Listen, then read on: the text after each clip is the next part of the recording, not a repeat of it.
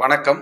அடியேன் அவினாசி ஜோதிலிங்கம். நட்சத்திரங்களை பத்தி பார்த்துட்டு வரோம். குறிப்பா 27 நட்சத்திரங்களை பத்திய பொது குணங்கள், வழிபாட்டு முறைகள், எல்லா விஷயங்களையும் நம்ம சிறப்பா பார்த்துட்டு இருக்கோம். இன்னைக்கு அப்படி பார்க்கக்கூடிய ஒரு அற்புதமான நட்சத்திரம் பூரட்டாதி நட்சத்திரம்.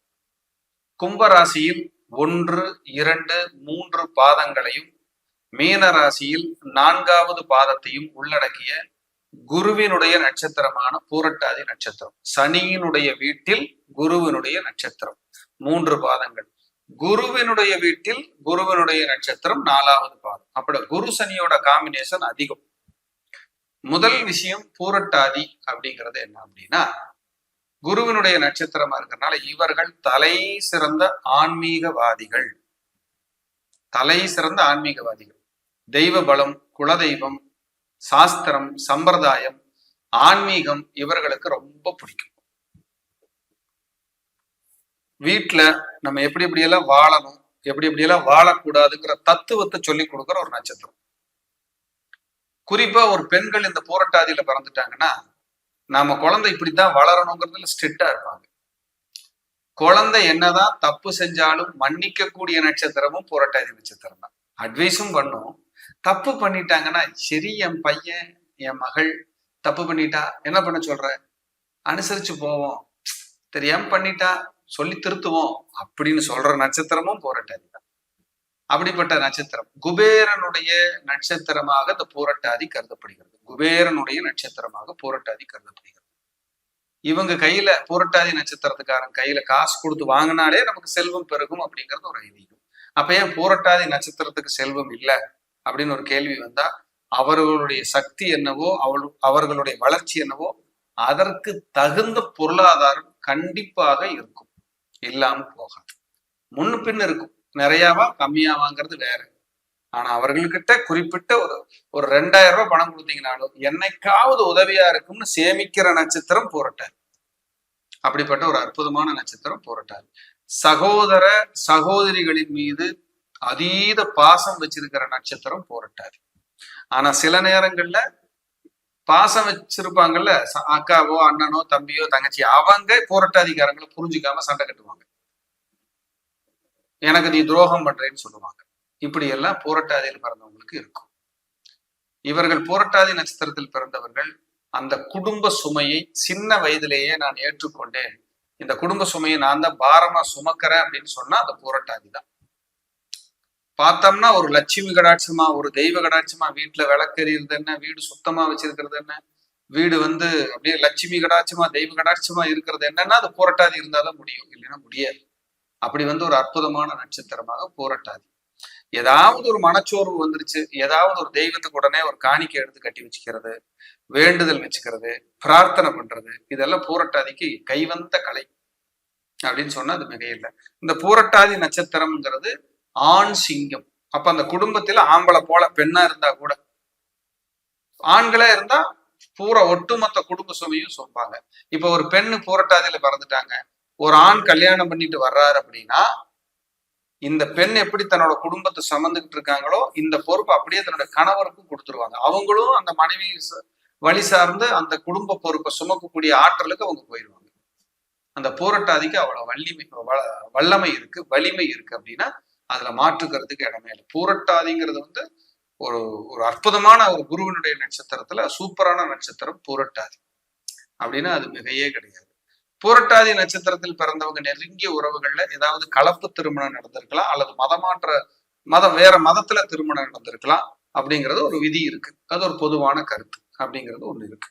ஆனா பூரட்டாதியில் பிறந்தவர்கள் தன்னுடைய கல்ச்சரை மீறி, தன்னுடைய சமுதாய ஒழுக்கத்தை மீறி அவங்க எங்கேயுமே தவறி போக மாட்டாங்க அப்படிங்கிறதுல மாற்றுக்கிறதுக்கு இடமில்லை. ஆண் சிங்கம்ங்கிறதுனால ஒரு கர்ஜனை, கோபம், டக்குன்னு கோபம் வரும், மடமடன்னு பேசி தள்ளிடுவாங்க. அப்புறம் பேசிட்டு அவங்களே ஃபீல் பண்ணுவாங்க, ஐயோ ஒருத்தரை நம்ம இப்படி திட்டமே, இவங்களை இப்படி பேசிட்டோமே அப்படி.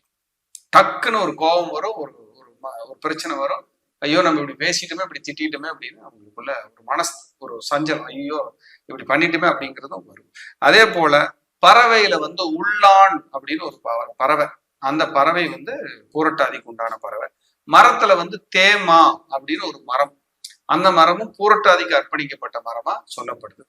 இந்த பூரட்டாதியில இருக்கிறவங்க கூட பழகணும்னா ரொம்ப நல்லா பழகுவாங்க. புதுசாதான் பார்ப்போம். ஆனா அவங்க பழகுற பழக்கம் நம்ம கூட ஒரு 10 வருஷம் 20 வருஷம் பழகுனாங்கன்னா எப்படி நலம் விசாரிப்பாங்க, எப்படி விருந்தோம்பல் பண்ணுவாங்க, எப்படி கவனிச்சுக்குவாங்க, அந்த மாதிரி கவனிக்கிற ஒரு தன்மை பூரட்டாதி கிட்ட இருக்கும். அப்படின்னா அது மிக இல்லை.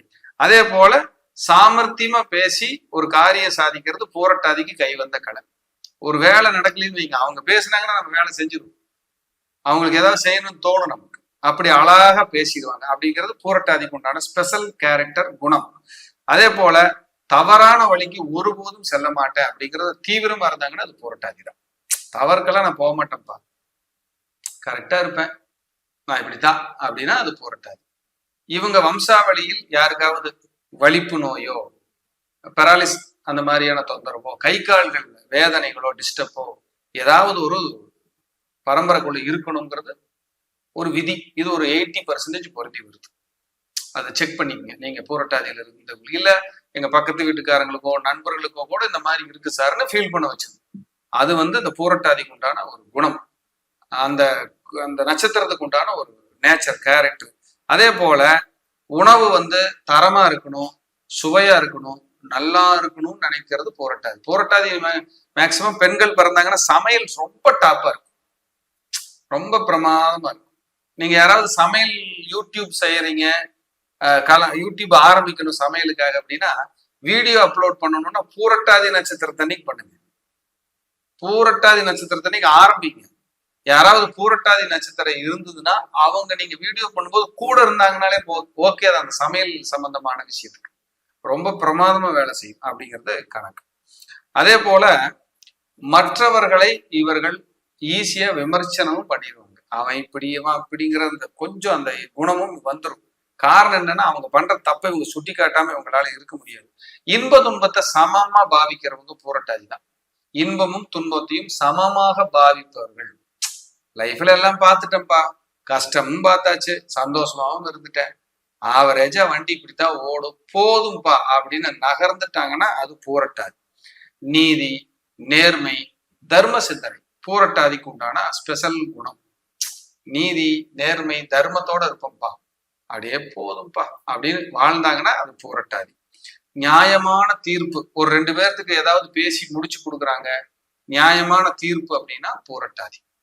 நீங்க நியாயமான தீர்ப்பு உங்களுக்கு வேணும் அப்படின்னா பூரட்டாதி நட்சத்திரத்தன்னைக்கு ஏதாவது ஒரு சிவாலயத்துல, இப்ப வழக்கு இருக்கு, அதுக்கு ஒரு நியாயமான தீர்வு வேணும். வழக்கருத்தீஸ்வரர்னு ஒரு கோயில் இருக்கும், அங்க போய் நீங்க பூரட்டாதி நட்சத்திரத்தன்னைக்கு வழிபாடு பண்ணீங்கன்னா உங்களுக்கு நியாயமான தீர்வு கிடைக்கும். சார் நான் தப்பே செய்யல, இருந்தாலும் வழக்கு போட்டிருக்காங்க, எனக்கு நியாயமான தீர்ப்பு கிடைக்கணும், எனக்கு ஏதாவது விமோச்சனை இருக்கான்னு கேட்டா பூரட்டாதி நட்சத்திரத்தன்னைக்கு போயிட்டு அந்த வழக்கருத்தீஸ்வரர் கோயில்ல இல்ல திருவெண்ணை நல்லூர் சிவபெருமான் கோயில்ல வழக்க ஜெயிக்கணும், நியாயமா எங்களுக்கே என்ன நல்லது நடக்கணும்னு ஒரு பூரட்டாதி நட்சத்திரத்தன்னைக்கு போய் நீங்க வழிபட்டுட்டு வந்தீங்கன்னா உங்களுக்கு நியாயமான விஷயம் கிடைக்கும். உங்களுக்கு பெரிய பெரிய ஆளுகள்லாம் டார்ச்சர் பண்றாங்க, தொல்லை பண்றாங்க, இதுல எனக்கு விமோச்சனம் வேணும்னா பூரட்டாதி நட்சத்திரத்தன்னைக்கு போய் சிதம்பரம் நடராஜர் கோயில்ல பெருமாள் கோயில் இருக்கும், சில சிவாலயத்துலதான் பெருமாள் கோயில் இருக்கும், அங்க பூரட்டாதி நட்சத்திரத்தன்னைக்கு சிவாலயத்துக்குள்ள இருக்கிற பெருமாள் இருப்பார், அவருக்கு ஒரு நமஸ்காரம் பண்ணிட்டு விளக்கு போட்டு ஒரு பிரார்த்தனை பண்ணீங்கன்னா உங்களுக்கு நியாயம், நேர்மை, தர்மமான ஒரு தீர்ப்பு கிடைச்சிடும் அப்படிங்கிறது உண்மை. அடிக்கடி முன்கோபம் படுறவங்க, அதுக்கப்புறம் பின்பு வருத்தப்படுறவங்க பூரட்டாதிக்காரங்க தான். மற்றவர்களோட சொத்துக்கு துளியும் எனக்கு ஆசை இல்லை சாமி, என் சொத்து என் புருஷன் சம்பாரிச்சது இல்ல என் மகள் சம்பாரிச்சது போதும்னு நினைச்சா அது பூரட்டாதி. மற்றவங்க சொத்துக்கு ஆசையில விட்டு கொடுத்துருவாங்க, போப்பா நல்லா இருப்பா என்ன ஆளை விடுப்பா அப்படின்னு. இப்போ உதாரணத்துக்கு ஒண்ணு சொல்லலாமே, நீங்க உங்க வீட்டுல பாகப்பிரிவினை வருது, பேசிக்கிட்டு இருக்காங்க, ஒரு 10 ஏக்கர் இருக்கு, ஒரு அண்ணன் தம்பிக்கு 2 பேர் இருக்காங்க, அண்ணனுக்கு 5 ஏக்கர் தம்பிக்கு 10 ஏக்கர். ஆனா இதுல என்னங்கிறாரு, அண்ணன் எனக்கு ஒரு 7 ஏக்கர் வேணும், 3 ஏக்கர் தான் தம்பிக்கு கொடுப்பேன், ஏன்னா நிறைய நான் எங்க அப்பா அம்மாவுக்கு செஞ்சுட்டேன். அப்பா அம்மாவுக்கு செய்யறது கணக்கு பார்த்தாலே உங்க ஜோலி முடிஞ்சுது. அப்பா அம்மா நல்லவங்களோ கெட்டவங்களோ மகனா நீங்க கடமையை செஞ்சா உங்க தலைமுறை நல்லா இருக்கும், அதான் உண்மை. அப்படி பூரட்டாதி அன்னைக்கு போய் அந்த பேச்சுவார்த்தை பேசுனீங்கன்னா இந்த இழுபறியா இருக்கு, உனக்கு அப்படி எனக்கு இப்படின்னு பேசிட்டு இருக்காங்க இல்லைங்களா, அதெல்லாம் சுமூகமா முடியிருக்கு அந்த பூரட்டாதி உதவியா இருக்கும். ஒவ்வொரு பூரட்டாதி நட்சத்திரத்தன்னைக்கும் சாயங்காலம் 6:30 மணிக்கு குபேர நேரம்னு சொல்லக்கூடிய நேரத்துல நீங்க பிரார்த்தனைகள் வச்சுட்டீங்கன்னா உங்களுக்கு வற்றாத செல்வ வளம் இருக்குங்கிறது உண்மை.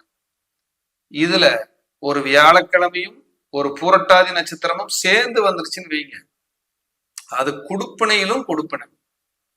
27 மாசத்துல 12 மாசம், 12 மாசத்துல இந்த பூரட்டாதி நட்சத்திரம் ஏதோ ஒரு வியாழக்கிழமையோட சேர்ந்து வந்துருச்சுன்னா அதை விட கிஃப்ட் எதுவுமே இல்லை. அன்னைக்கு போய் நீங்க பொருளாதாரத்துக்காக பரிகாரம் பண்றீங்க, வேண்டிக்கிறீங்க அப்படின்னா உங்களுடைய பணம் இரட்டிப்பாக பெருகும். குபேரனுடைய கோயிலுக்கு அன்னைக்கு போய் நீங்க வழிபட்டுட்டீங்கன்னா உங்க வாழ்க்கையில சூப்பர். ஏன் திருவண்ணாமலையில் இருக்கிற குபேரலிங்கத்தை வழிபட்டாலும் அன்னைக்கு உங்க லைஃப் நல்லா இருக்கும் அப்படிங்கிறத இந்த விஷயத்துல நான் சொல்ல விரும்புறேன். இந்த சேனல் மூலியமா இது உங்களுக்கு எல்லாம் பயனுள்ள தகவலா இருந்திருக்கும். உங்களுக்கான பரிகார கோயில் தஞ்சை பக்கத்துல ரங்கநாதபுரம் அப்படிங்கிற ஊர்ல திருவானேஸ்வரர் அப்படிங்கிற சாமி, திருவானேஸ்வரர். இங்க வந்து காஞ்சி மகா பெரியவர் ஒரு வாரம் தங்கி தியானம் பண்ணியிருக்காரு இந்த கோயில்ல.